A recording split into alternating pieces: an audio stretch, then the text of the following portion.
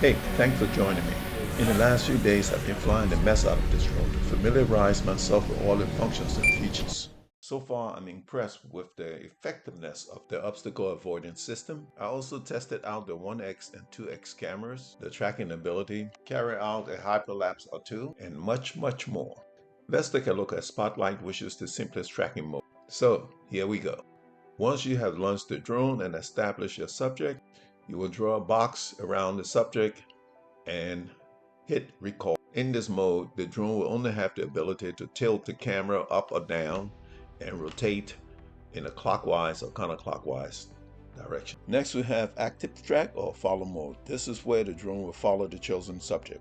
Once in this mode, a dial will appear on the screen of your controller, presenting the pilot with a choice of placing the drone to the left, right, front, or back of the subject while tracking. At times, the color of the clothing worn by the individual being tracked might present difficulties for the drone, especially when the subject moves into a shadowy area.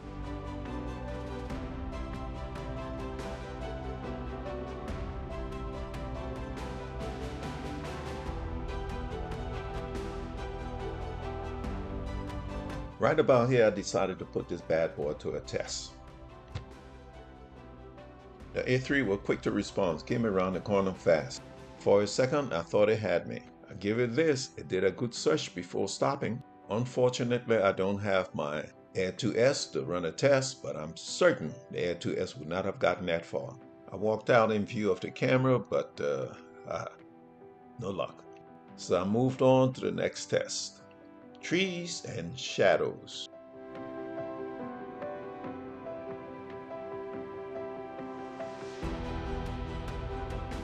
Yeah, you guys will see me turning around a lot. That's because I'm not sure of this drone yet, and I don't want to lose my money in the trees.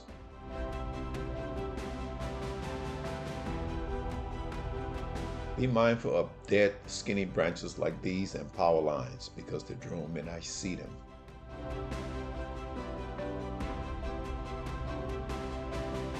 I find that this baby will navigate its way around obstacles, even in shady area with very little problems if you move slowly enough. But out in the open, when there's enough light, the baby have no problem and will move at a higher rate of speed.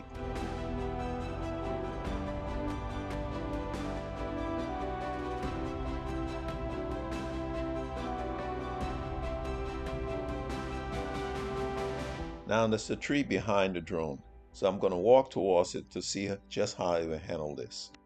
Now folks, here's what's happening. While the drone is trying to track its subject, is also trying to maintain a certain distance between it and the subject. Okay, did pretty good there. I'm going to speed this up to a more challenging part in this test. What I have noticed so far is that the Air 3 tracking is a lot smoother than the Air 2S and previous drones.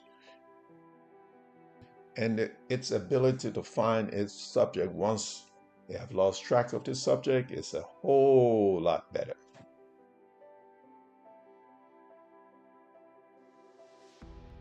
Okay, folks, I chose these areas because of the shadow. We all know that the drone does very well in tracking out in good sunlight, but I want to see exactly how well it's going to do this in the shadow.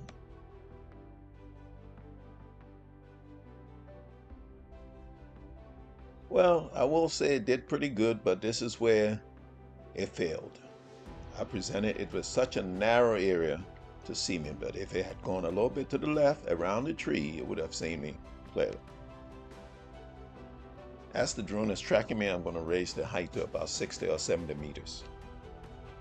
As you can see, folks, tracking from that height is no problem. Even when I try running underneath the drone, it's still able to back up and track me.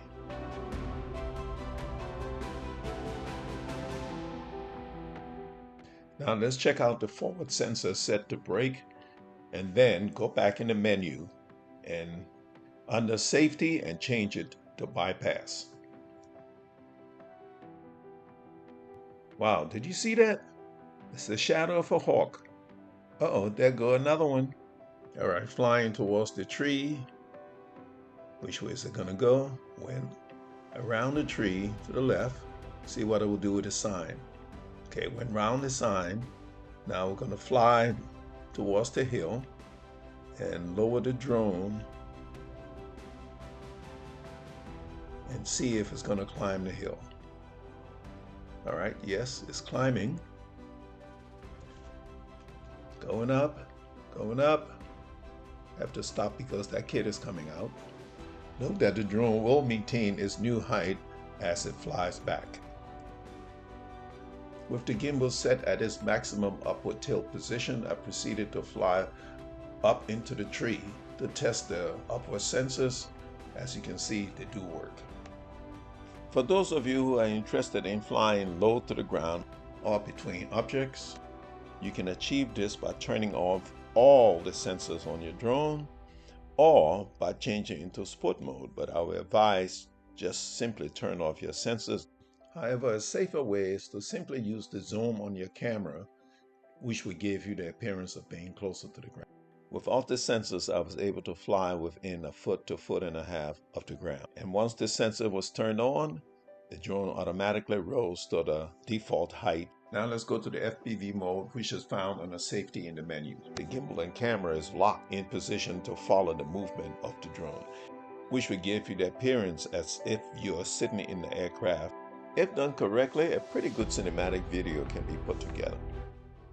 Zooming in and out with the 1x camera. Now zooming in with the 3x, which goes up to 9x. Using your finger on the screen to draw a box around the building in the frame, and then push the right stick to the left to circle clockwise. With the box still in place, now push your right stick forward. As you get closer, the gimbal will tilt to keep the subject in frame.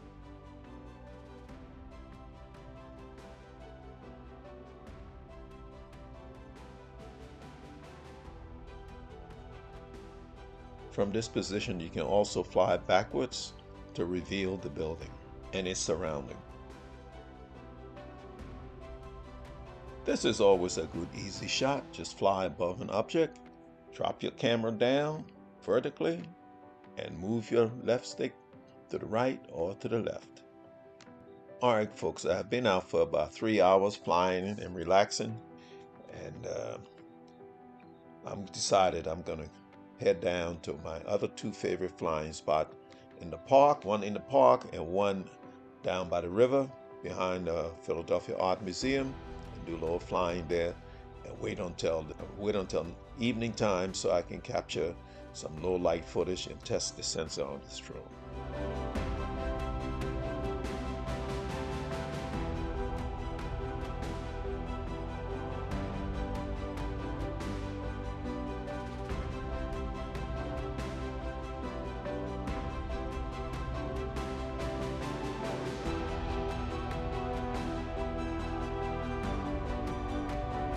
I slowed down right here to make sure the drone was high enough in the air to clear the electrical wires that's coming up.